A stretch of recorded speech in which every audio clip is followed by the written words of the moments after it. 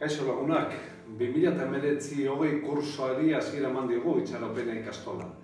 Badakizu da honetan obrak izan ditugula, edifizio berrian, hor 4 gela berri egin ditugu gehi zerbitzuak beraiekin, eta LH posteko eta 6. mailako ikasleak estrenatzen ari dira gela berria.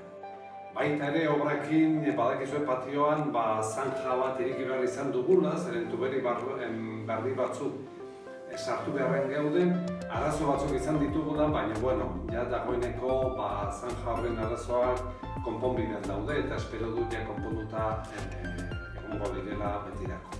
Baita ere batzuk kexatu zeate nolabait hasierako bileratan informazio falta, informazioa lehenago eman behar zitzaizuela, bakarrik esan dezake saiatuko behala datorren kursorako eta beste egoera batzuetako gauzak hobetzen.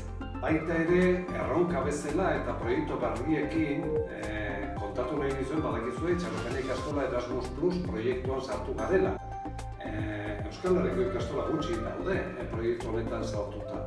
Proiektu horretan DBH3 eta 4. mailako ikaslea parte hartuko dute eta harremanak ditugu beste 4 nazioetako eskolekin.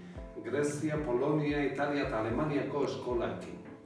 Eta bukatzeko esan nahi dizuen urriak 17an batzar orokorra daukagula, sozio guztia, familia guztiak, eta gonbidatu nahi dizueke denok parte hartzera, batzar horretan. Kontuak kontatuko dira, ikastolako diruak nola diren, baina baita ere ikastolako erronka proiektuak nola joan nahi dugu hurrengo urtetan eta batzarrari bukaera emango zaio pintxo pote batekin.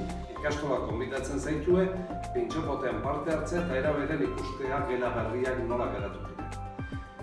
Hasi gaitezen animo honekin kurso berria.